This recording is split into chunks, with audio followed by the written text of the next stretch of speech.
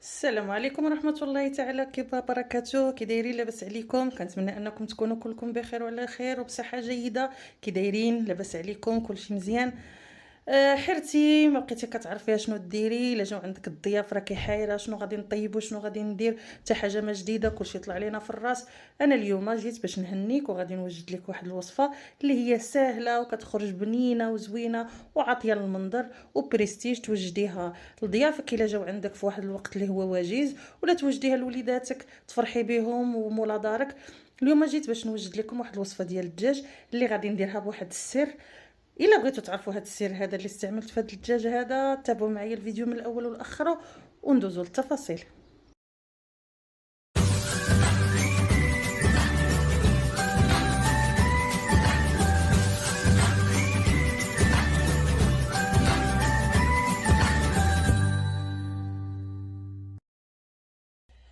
يلا ندوزوا البنات باش نعطيكم المقادير باش نحضروا هذه الشهيوه ديالنا ديال اليوم.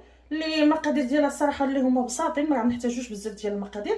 غادي نحتاج قزبر ومعدنوس، اللي غادي ناخذوا قزبر ومعدنوس يعني ناخذوا بزاف ماشي غير شي شويه. غادي نقردوهم هكا على هذا الشكل هذا. غادي نحتاج الفصوص ديال الثومه 10 هكاك، ما يكونوا ني كبارين ني صغارين. ما يكونوش كبارين بزاف وصغارين. المهم انا باش نوجد جوج دجاجات موين غادي نحتاج 10 ديال الفصوص ديال الثومه. غادي نحتاج اللب ديال واحد الحامضه مصيره تكون صغيره، غادي نحيد ليها اللب والجلده ديالها. غادي نحتاجو باش نحضر حاجه اخرى. المهم غادي ناخذ وحده كامله. غادي ناخذ جوج ضامات ديال الزعفران الحر وواحد الضامه ديال الدجاج. وتقدروا انكم تستعملوا حتى السمن. الا كان عندكم السمن الطبيعي الحار هو هذاك تستعملوا واحد المعلقه صغيره. ما عندكمش تقدروا انكم تاخذوا الضامه ديال السمن. انا ما عنديش متوفره ما استعملتهاش. غادي ناخذوا بالنسبه للتوابل ناخذوا مليحه، شويه السكينجبير، شويه ديال الخرقوم وشويه ديال البزار. وطبيعه الحال غادي نحتاج جوج ديال الدجاجات اللي شديتهم ونقيتهم مزيان ودرت لهم رقدتهم في الحامض والملحه، خليتهم ترقدوا مزيان، من بعد غسلتهم وسقطرتهم. ودابا راهم واجدين باش نستعملوهم. صافي دابا البنات انا قلت لكم المقادير ديال الشرموله ديال الدجاج. غادي ندوزو على بركه الله باش نبداو نوجدوا الشرموله ديالنا. غادي ناخذ القزبره والمعدنوس ديالي. غادي نحتاج هذه الهاشوار باش نطحن كلشي في دقه واحده. ما غاديش نبقى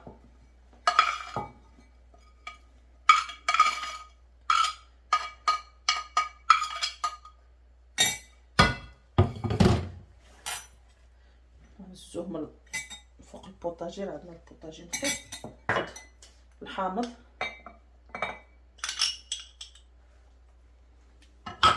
ناخذ ثومه،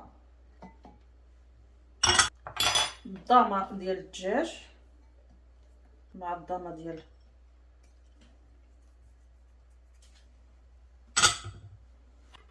معلقه صغيره ديال البزار مع خرقوم، ملحه حتى هي معلقه صغيره، جبير معلقه صغيره نديروها عامره. نتوما عارفين بلي الدجاج كيتواتى مزيان مع وصافي طحنوا كلشي. صافي انا من بعد ما طحنت الشرموله ديالي اللي كتجي على هذا الشكل هذا، حيدت منها واحد شويه باش غادي نستعملو في الخضره اللي غادي ترافق ليا هاد الدجاجات هادو. غادي نديرو معاها الخضره بهاد الشرموله هادي، وحيدت معاها شي شويه اللي زدتو على الشعريه الصينيه اللي خديتها ودرتها في الماء طايب حتى طرخات ليا. ومن بعد زدت عليها الحامضه المصيره اللي قلت لكم غنستعملوا غير اللب ديالها. شديت الاخر الجلده ديالها وقردتها طريفات صغار على هذا الشكل هذا. ومن بعد زدت عليها الزويتينات. صافي وهذيك الشرموله وغادي نخلطوها مزيان صافي. وغادي نستعملوها الداخل ديال الدجاجه. صافي انا غادي نبدا على بركه الله نبدا نشرمل الدجاجه ديالي على هذا الشكل هذا. نشرملها مزيان.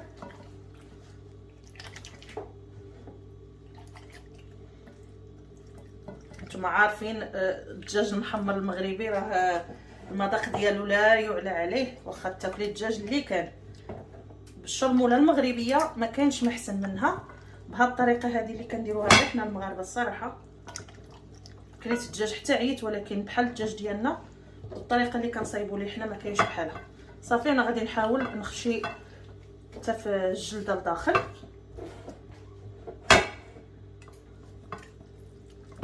انا غادي نكمل التشرميله ديال هذا الدجاج ومن بعد نتلاقاو باش نشوفوا كيفاش. صافي من بعد ما خلطت الشعريه ديال الرز ديالنا وشرملت الدجاجات، غادي نحاول دابا انني نعمر الدجاجه من الداخل بهاد الشعريه هذه.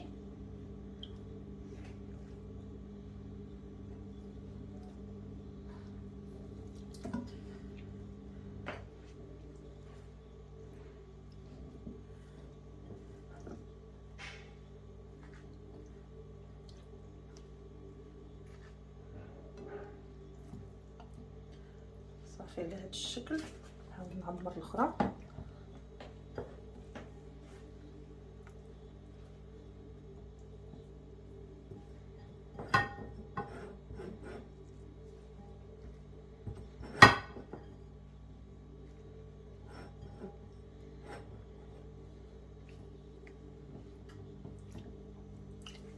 صافي ها هما عندي الدجاجات ديالي واجدين. غادي نحاول نسد هاد الرجيلات هادو بشي خيط ومن بعد نتلاقاو باش نوريكم السر اللي غادي نطيبوا به هاد الدجاجات هادو. دابا يا لاله غادي ندوزو باش ندخلوا هاد الدجاجات ديالنا للفران. فاش غندخلوهم؟ غندخلوهم في هاد الميكه هادي اللي دابا ولات متوفره في جميع المتاجر، ولات كتباع الميكه اللي كتدخل للفران. ملي كتدخل هاد الميكه هادي للفران راه ما كتقطع ما حتى شي حاجه، وكطيب الحاجه دغيا. ما تحتاجيش انك دابا كديري فيها هاد الدجاجات هادو كتخليهم لمده ساعه. ملي كتخليهم لمده ساعه غادي نقطعوا عليهم الميكا وغادي نخليهم يتحمروا كيخرجوا غزالين بحال اللي راكي درتيهم بخرتيهم ومن بعد دخلتيهم للفران. انا الفران ديالي شعلته من قبل، ها هو كيغوت بلا راه سخن. دابا شنو اللي غادي ندير؟ غادي ناخذ هاد الميكا اللي كتجي فيها هادي باش كنسدوه. ناخذوا هاد الميكا هادي، راه كاينه الميكا اللي كتباع بالتوابل ديالها، كتديري التوابل ديالها للدجاج ولا اللحم ولا الحوت وكديرهم في هاد الميكا وكتخشيهم في الفران، كيكونوا واجدين بالمرقه ديالهم بكلشي. انا كنصحكم انكم تجربوهم كيكونوا زوينين. الا ما بغيتيش ديري التوابل غادي تستعملي غير الميكا فقط وديري الدجاج ولا اللحم ولا الحوت بالتوابل اللي بغيتي نتوما. كما شفتوا حنا درنا التوابل ديال الدجاج بالطريقه المغربيه بحال اللي غادي نحمروه بالدغميره ديالو بكلشي، ولكن بدل ما نطيبوه مع البصيله ومع كلشي غادي ندخلوه للفران بحال اللي غادي نبخروه في البورمه ديالنا، ولكن حنا راه غنديروه في الميكا ونخشيوه. من بعد غادي تشوفوا كيفاش غادي يخرج الدجاج ديالنا. غادي يعجبكم بزاف وكنصحكم انكم تجربوها. الا جربتوها ما غاديش تندموا. صافي غادي ناخذ الدجاجه ديالي غادي نخشيها في الميكا على هذا الشكل.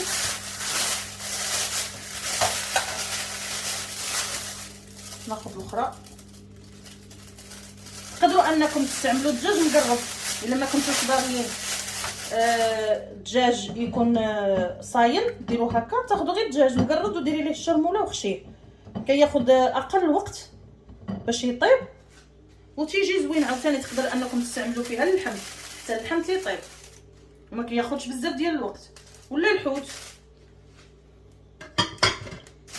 صافي انا خشيتها الميكا وغادي نسدها بهاد الساروت ديالها.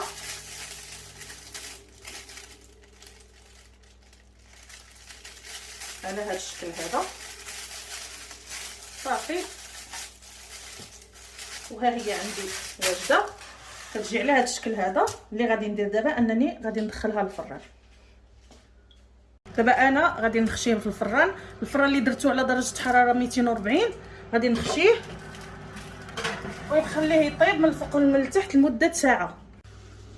دابا بالنسبه للخضره اللي غادي ترافق هاد الدجاجات ديالنا اللي درنا، انا استعملت خيزو بطاطا واللوبيا اللي درت لهم على هاد الشكل هذا، ومن بعد درت لهم شرموله اللي كنا خلينا راكم عاقلين خلينا من الشرموله ديال الدجاج نفسها. كنشد وكنخلطهم وصافي. هادشي اللي كندير ليهم وكنديرهم باش يتبخروا. تقدروا انكم ديروهم حتى هما في الميكا بحالهم بحال الدجاج، بالحق ما ديرهمش معاهم في نفس الميكا. غادي تاخذوا وديروا ميكا اخرى. الا ما بغيتوش غادي ديروهم غير مبخرين تيتبخروا دغيا وصافي. هادشي اللي كاين. انا غادي ندير الخضره ديالي تبخر.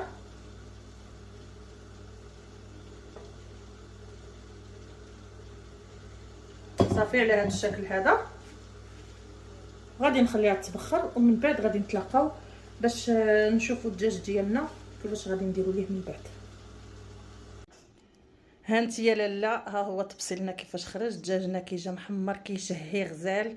كنصحكم انكم تجربوا هذه الوصفه هذه، راكم ما غادي ندوموش عليها. كتجي واحد الوصفه اللي هي بريستيج وكتعطي المنظر زوين وحتى المذاق حتى هو كاين. كنتمنى ان هذا الفيديو هذا يكون نال الاعجاب ديالكم، وانكم تكونوا استفدتوا ولو شويه من هذه الوصفه هذه اللي درت.